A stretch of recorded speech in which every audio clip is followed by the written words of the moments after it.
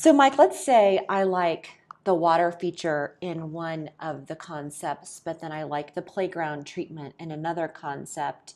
How is your design team going to approach that? Are these set in stone, or are there, there's some is there some flexibility with these concepts? Great question. And I would actually ask that people consider the elements which they like and do not like with each alternative. How we plan to approach this is to create a thoroughbred of a plan where the best parts of each alternative rise to the top, and that comes together in a preferred alternative. So as you review, I would urge you to consider what are the things in which you like the most and the least in each alternative. And questions will be coming which address that. And then I would also ask you to think about what strategies in a particular location do you like or not like. This could be the treatment of the Sister Cities Plaza.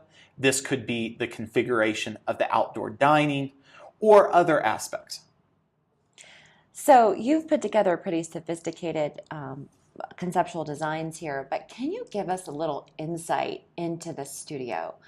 I mean, when you guys were designing this, tell me a little bit about the team, the sketches, how you got from the public input to give us a little bit of the magic of where your head is when you were designing this. Well, it's been an extremely fun and rewarding experience. I mean, first and foremost, the mall was originally conceived through the will of our citizens here in Aspen. And so fundamental to the design process has been the input of so many, whether that's been our city partners, stakeholder groups, people that have reached out to us on their own or attended open houses or the online surveys. We have taken all of that input and comments into consideration before any pen gets put to paper. But equal to this, we are very sensitive and recognize the importance of this space in its historical character. And if you ask the public what is the greatest goal with this project, the feedback we have received is to retain its historical integrity and character. So we know that is fundamental. So equal to the public feedback has been a rigorous analysis of the mall, the original intent of the mall, how it has changed over the course of the decades, and really what are the appropriate changes that would allow it to maintain its historical integrity. So we have all of this information, and it's time to make decisions. And what I would tell you is that first and foremost, there is a gradient of change, almost a continuum that could happen with changes, from a very light change to something that integrates more programming or more features in that.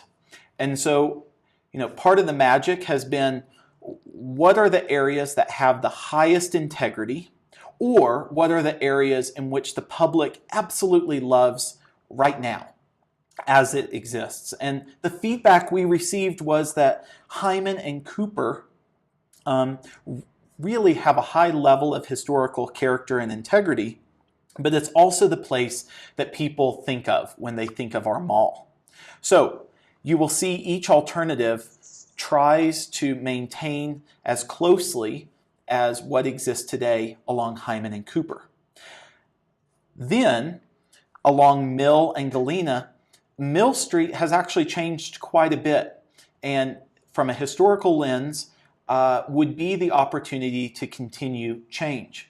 And so that is where you will see the public's desire for an additional water feature, or additional planting areas, or a better connection to Wagner Park has been achieved. And so it's really a melding of public feedback with that of the historical integrity.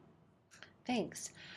When we talk about things like economic vitality and the spirit of Aspen, the Aspen idea, do any of these three concepts interpret that better than another? Or, can you speak to a little bit about the vitality of the mall? It's such a place where people go to meet and mingle. And I know you've incorporated that into your concepts, but is there one that speaks to that a little more, or where did you think about when you thought about economic vitality for Aspen in this project? That's a very important question. I mean, first and foremost, this is our downtown commercial area, and we have businesses and citizens who rely upon foot traffic and people lingering and using the mall to help activate their businesses and create that economic vitality. I would also say that it is a space that needs to be thought about year-round. So what are we thinking about during the winter months? What are we thinking about during the off-season, or even summer months? And what I would come back with is that the mall has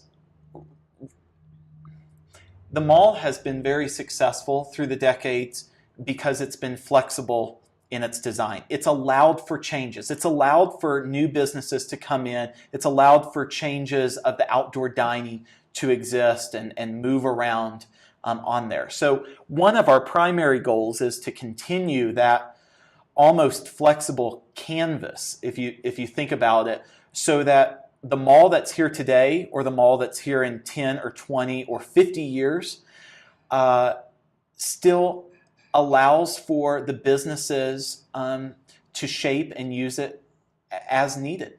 No, that's good. No, that's good.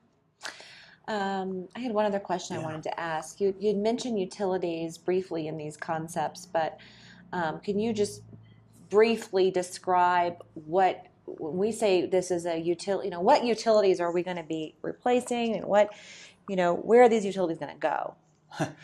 A very good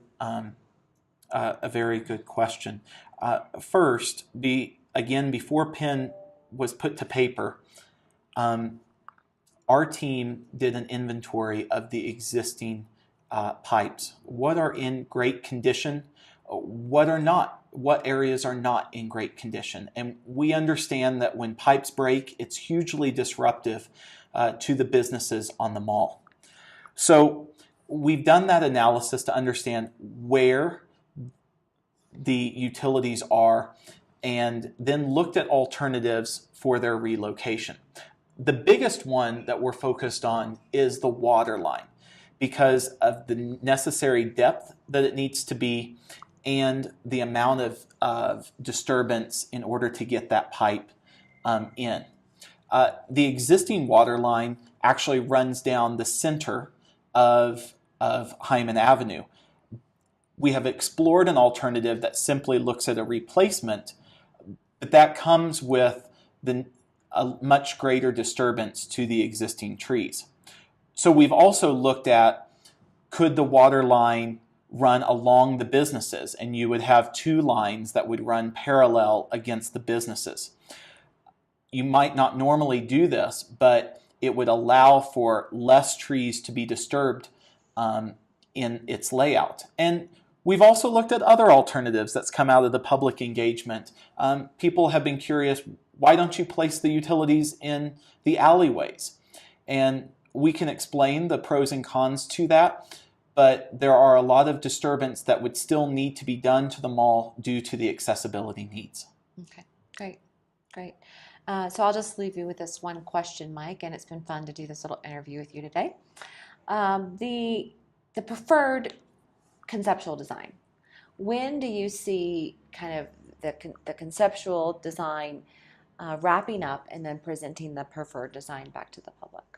Well, we are in a moment of pausing right now in design where we are soliciting feedback from so many. And again, it's the city partners, it's the core team, it's stakeholders that represent so many people, whether it's businesses on the mall, tourism, all of these different aspects, the historical perspective.